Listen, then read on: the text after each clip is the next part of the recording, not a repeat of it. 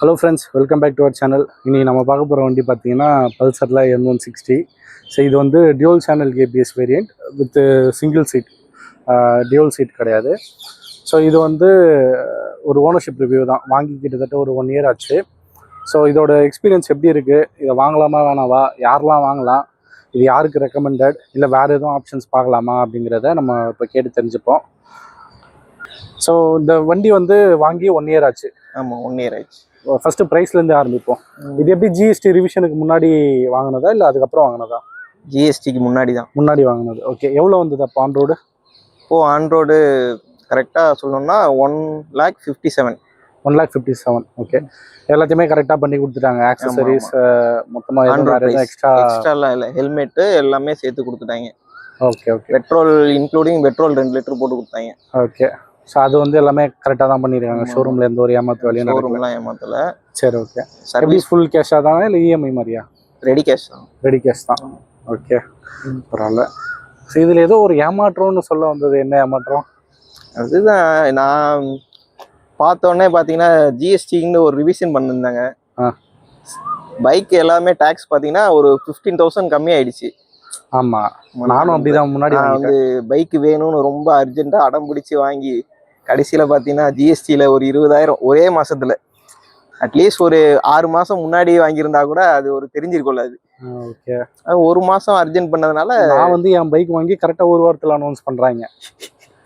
எனக்கும் மனசே கேட்கல. சரி, என்னடா 1000-2000 எல்லாம் சேவ் பண்ணணும்னு நினச்சி கடைசியில் ஜிஎஸ்டியில் இப்படி விட்டுட்டுமேன்ட்டு. சரி, அது ஒன்றும் பண்ண முடியாது. அந்த பிரைஸ்ல நம்ம இன்னும் கொஞ்சம் நம்ம இன்னும் கொஞ்சம் எக்ஸ்பெக்ட் பண்ணியிருப்போம். பெட்டர் வேரியன்ட் வேற ஏதாவது கூட யூஸ் பண்ணிருக்கலாம். அந்த அமௌண்ட் கவர்மெண்ட்டுக்கு சும்மா டாக்ஸ் கட்டிட்டோம். It's okay, fine. அதான் ஏமாற்றோம். ஷோரூம்ல யாரும் எதுவும் ஏமாத்தல. ஷோரூம்லனா ஒரு ஸ்டார்டிங்ல ஃப்ரீ ரைடு கொடுப்பாங்கல்ல, டெஸ்ட் ரைடு. அப்போ வண்டி ஓட்டிட்டு போகும்போது பாத்தீங்கன்னா ஒரு ஆஃப் ஆயிடுச்சு. திருப்பி செல்ஃப் ஸ்டார்ட் பண்ணும்போது ஆனே ஆகல.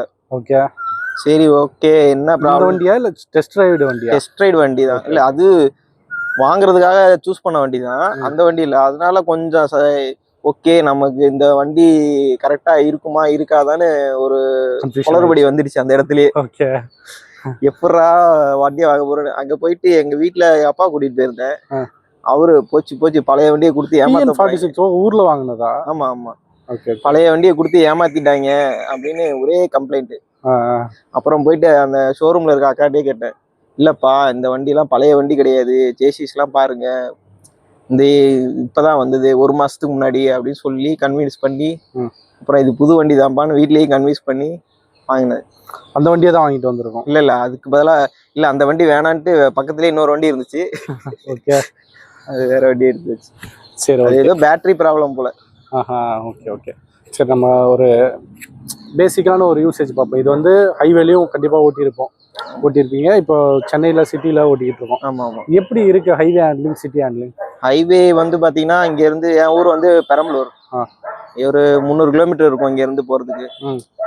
நான் பைக் அங்கேருந்து ஒரு வாட்டி வந்தேன். அப்புறம் இங்கேருந்து ஒரு 4 டைம்ஸ் போயிட்டு வந்திருப்பேன். ஓகே, போயிட்டு வந்தப்போ பார்த்தீங்கன்னா அன்டைமில் நைட்டு ட்ராவல் பண்ணுறது கொஞ்சம் டயர்ட்னஸ் தெரியும்.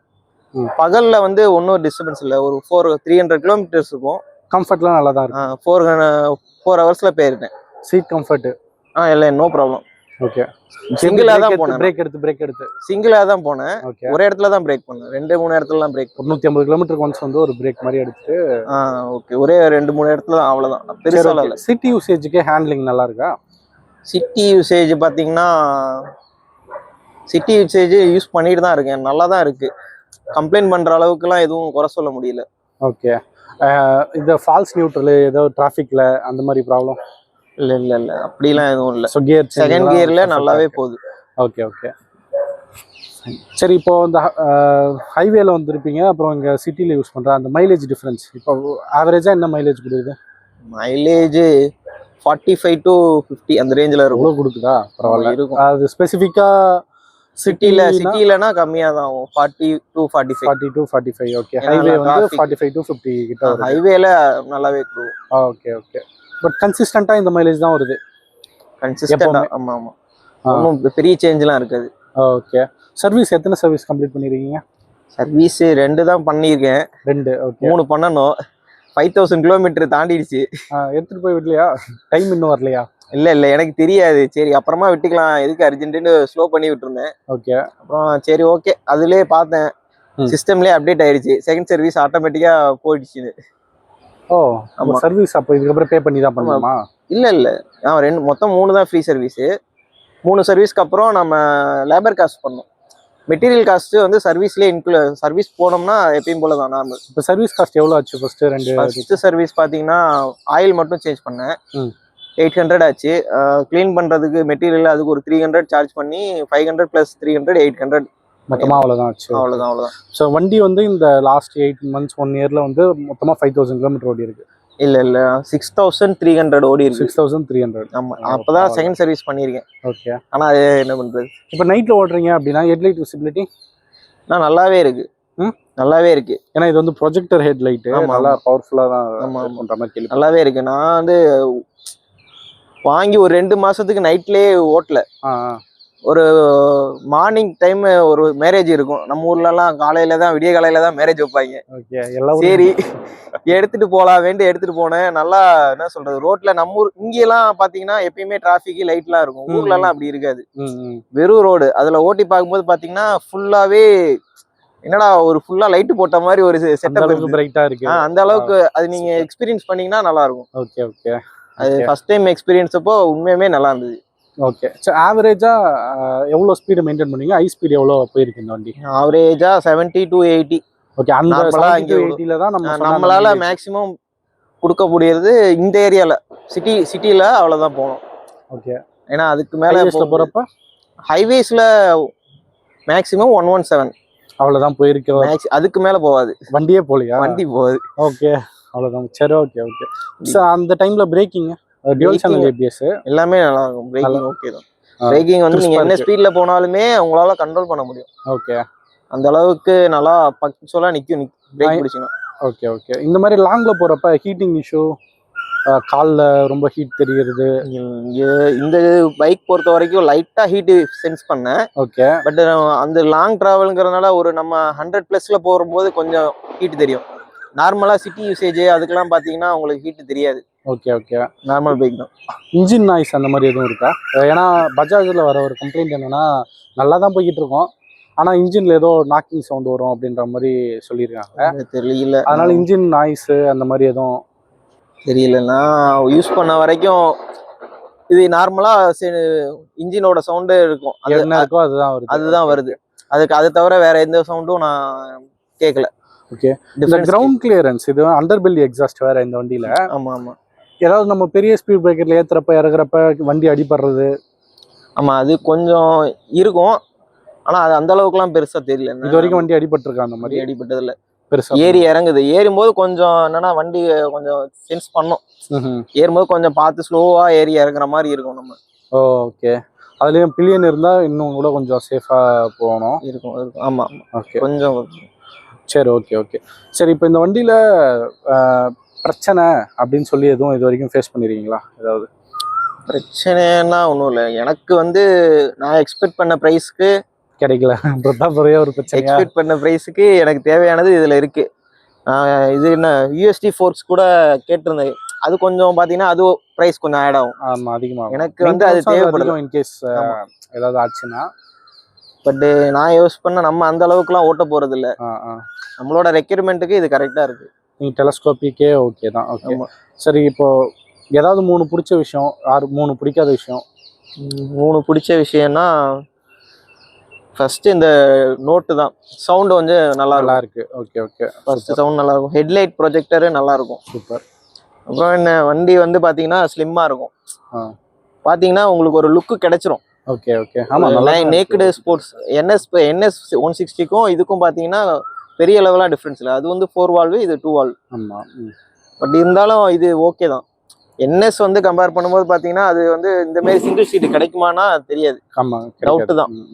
இதில் வந்து சிங்கிள் சீட்டு கொடுத்துருக்காங்க. ஸோ சிங்கிள் இதுதான் இதில் விஷயமே. சிங்கிள் சீட்டு, டியூவல் சேனல் ஏபிஎஸ் இருக்கு, ஃபேமிலி யூஸ்க்கு.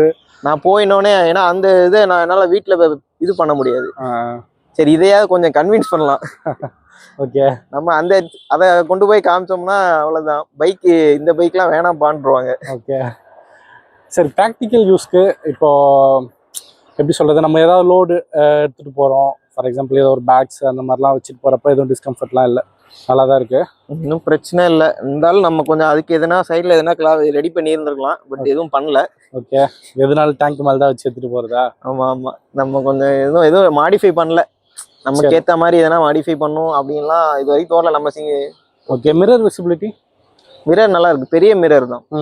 நல்லா பேக்ல எல்லாமே பெரிய மிரர், கிளியரா நல்லா விசிபிளா தெரியுது. Okay okay. நார்மல் மிரரோட பாத்தீங்கன்னா இது கொஞ்சம் பெரிய மிரர், நல்லாவே தெரியும். குறைகள்னு சொன்னா? குறைகள்னு சொன்னா இது வந்து என்ன சொல்றது, எதுவுமே இல்லையா? எனக்கு சொல்ல தெரியல, இருந்தாலும் இருக்கலாம், மேபி இருந்திருக்கலாம். இன்னும் கொஞ்சம் என்னன்னா இந்த டயர் கிரிப் அதெல்லாம் வந்து எந்த ஒரு ப்ராப்ளமும் இல்லை. அதுதான் சொல்றேன், அந்த பிரேக் பிடிச்சோம்னா நம்ம கொஞ்சம் டபக்குன்னு பிடிச்சி நின்றோம். அது பின்னாடி பிரேக்கும் சேர்த்து பிடிக்கணும், முன்னாடி மட்டும் பிடிச்சா அப்படிதான் ஆகும். ஆமா, அது வந்து கொஞ்சம் பார்த்து ஹேண்டில் பண்ணணும். ஓகே, சடனா பிரேக் பிடிச்சோம்னா பேக்ல இருக்கவங்க கொஞ்சம் முன்னாடி தள்ளுவாங்க, அவங்க கொஞ்சம் கம்ஃபர்டபுளா ஃபீல் பண்ண மாட்டாங்க. பிரேக் மட்டும் கொஞ்சம் பார்த்து பிடிச்சிக்கோங்க. வண்டியில வைப்ரேஷன் அந்த மாதிரி எதுவும்? வண்டியெல்லாம் வைப்ரேஷன் எந்த இஷ்யூ இல்லை, இது வரைக்கும் ஓட்டிட்டு இருக்கேன், எந்த ஒரு இஷ்யூவும் நான் ஃபேஸ் பண்ணல. Okay okay. அந்த டாப் ஸ்பீடு 117க்கு எதுவும் தெரிஞ்சதா வைப்ரேஷன்? வைப்ரேஷன் கொஞ்சம் தூரம் போனா ஒன்றும் தெரியாது, அது அதே ஸ்பீட்ல மெயின்டைனும் பண்ண முடியாது ஹைவேஸ்ல.